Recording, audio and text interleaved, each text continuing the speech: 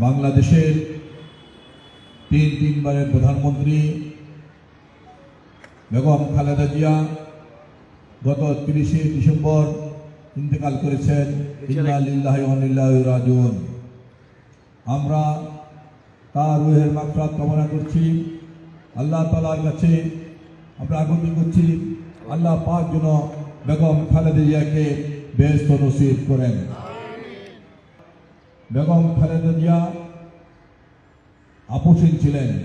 তিনি অন্যায়ের সাথে কখনো আপোষ করেননি, অন্যায়ের কাছে কখনো মাথা নত করেননি। তিনি শিক্ষা খাতে সর্বোচ্চ বরাদ্দ দিয়েছিলেন। আল্লাহ তাআলার কাছে আমরা আকুতি করছি, আল্লাহ পাক যেন বেগম খালেদা জিয়াকে বেহেশত নসিব করেন।